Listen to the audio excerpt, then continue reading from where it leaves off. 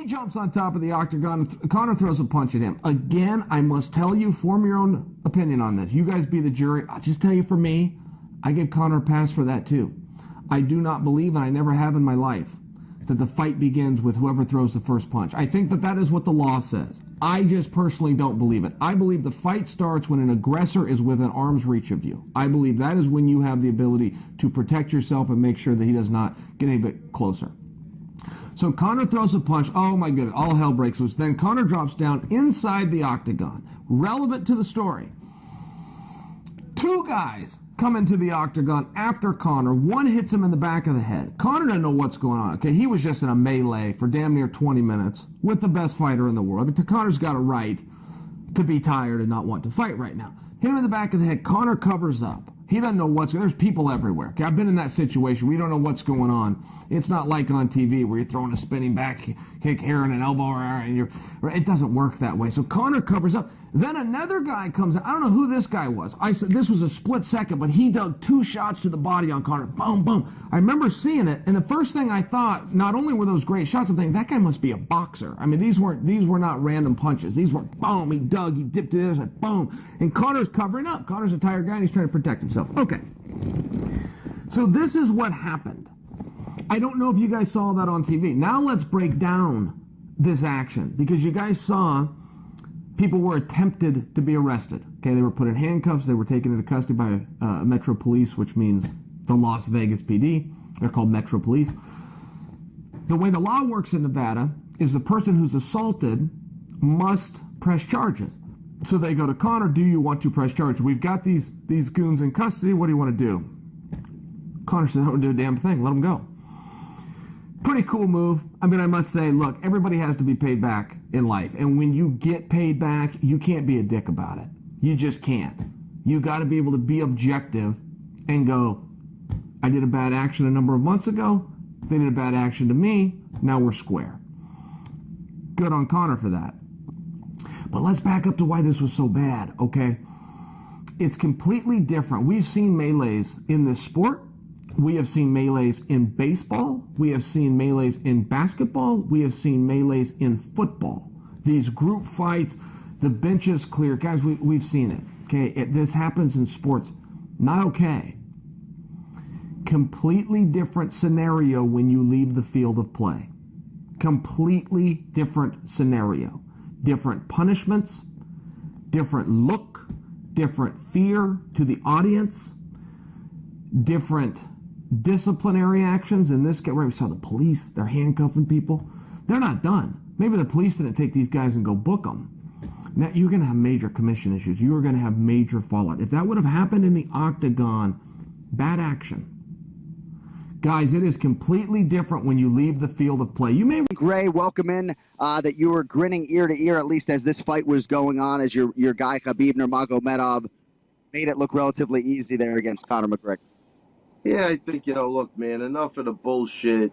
Stop with all this hype. Just go in and fight, man. I mean, look what's happened with this. Look where this has progressed to. You know what I mean? I like the quiet guys that, they just go in and do what they have to do. I don't like the carnival barkers, and then they go in and do absolutely nothing. So, look, I think, how many times is this guy going to trick us at this point? You know what I mean? I mean, they gave him a 40-year-old boxer who, yeah, he was probably the best pound-for-pound guy, but the guy was fucking 40 years old. I mean, yeah.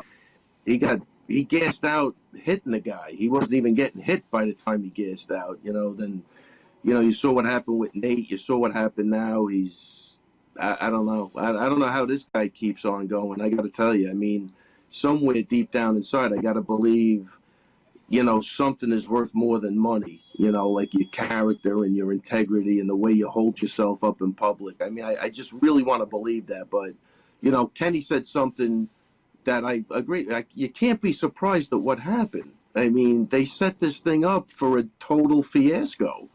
And I think we got to get rid of the double standard. You know what I mean? This guy seems to get away with everything. I don't know what message they want to send, but, he throws a dolly at a bus, no repercussions. Nothing happens. He jumps over the cage. He attacks a ref in Bellator. As far as I know, nothing happens. He hits Khabib at the weigh-in tries to kick him in the face. Athletic Commission, nothing happens. Like, what message are you sending? Seriously, what did they want this guy to do? Sit there? He was a gentleman during the press conferences. He held his cool. He did whatever he had to do. He's been attacked. His family's been attacked. His religion, what do you want this guy to do? How many times can you keep poking the bear? So, my emotional side is they got exactly what they deserved. My rational side, no, of course it was wrong. It's not right. And you should be able to control yourself. But to like, again, that's why I say, well, Kenny, you can't be surprised. To tell me that you're surprised that this happened is mentally deficient to me. You know what I mean? Should it have happened? No, obviously not. But it kind of was set up from the get-go, man. I don't know what they want from this kid. I really don't.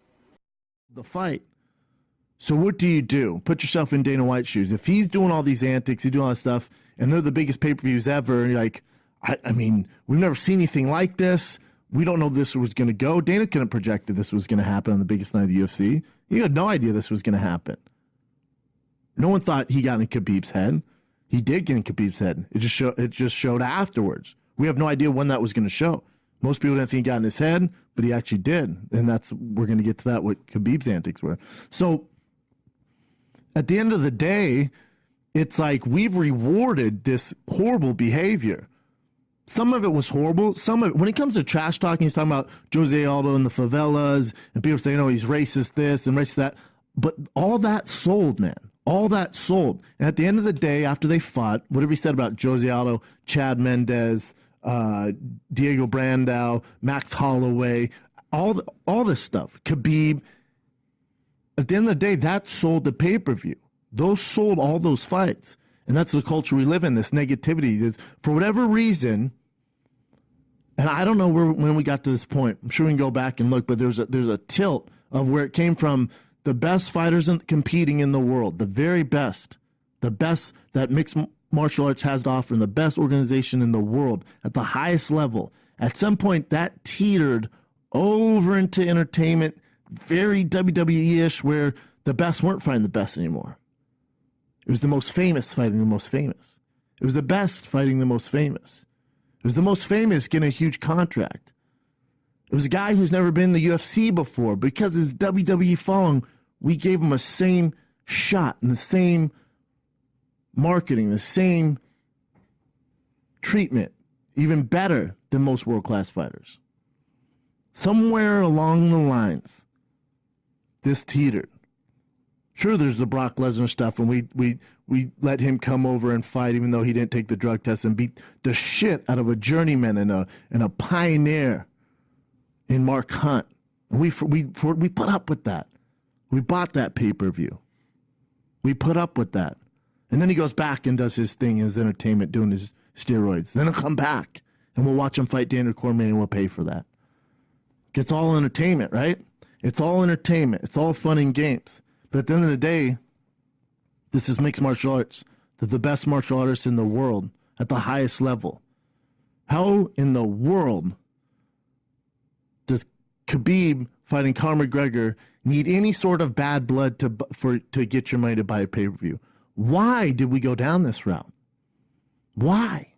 Why isn't it good enough? You have the greatest striker, the most dynamic striker in UFC history, outside maybe Anderson Silva, especially at 155 in Conor McGregor, and at 145 in Conor McGregor, fighting Khabib, who's the best grappler of all time, undefeated from Dagestan. How's that not enough? Why does the UFC choose to replay the Dolly video? Is it the UFC's fault? It's our fault. It's the media's fault. It's the public's fault, because you guys eat that shit up, the negativity. After he was recovering from the loss, it was complete chaos. I have never seen anybody make such a mistake in my entire life. Khabib went out there, performed beautifully. It was a fantastic fight. He did everything perfect. He finished Conor in the 4th round. That was it. It was done. That was revenge. That's all he had to do. He'd had dignity and class all week, and then he ruins it on an epic scale. Absolutely destroyed his reputation, possibly his lightweight title. He's probably going to face criminal charges, a suspension by the commission, might have his visa revoked. This is ridiculous. Let's talk about what happened after. After the fight, just incidentally, I kind of threw Khabib under a bus. You know, I was pretty harsh on him on the FS1 post-fight show. Because from where I was, we're high up in the arena and we're looking down. And yeah, we do have big screens, but like the big screens aren't focusing on the riots happening in the crowd. They're focusing on what's going on in the cage. And from what we saw, I saw Khabib dive over the fence and start fighting with somebody in the crowd. And then some other people jumped over the fence and started on Conor and all the rest. That's why it looked to me. So on the post-fight show, I was like, listen, Khabib, incredible performance. You did amazing, but you've really let yourself down here. Because Khabib, leading into that fight, was very, very dignified. He had a lot of class. You know, he didn't really respond. He didn't play McGregor's game. He didn't lower himself to it. You know, he held himself at a higher standard. But that all went out the window Saturday night when that went down.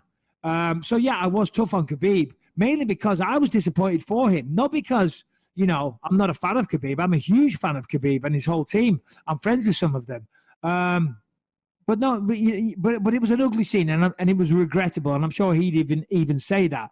But after watching it back and seeing it in slow motion and things like that and actually seeing what went down, I do feel a little differently about it. So I guess, I don't know if I owe Khabib an apology, but I would like to clarify some things. So, Harrington, we have some of the actual tapes we can play, right? Yeah, he does. Yeah, Paul, Yeah. which one do you want to play? Just should we start with the first one? Let's start with Khabib as he jumps over. Let's start with Khabib. Because so what happened was, don't play it just yet. So fight ends.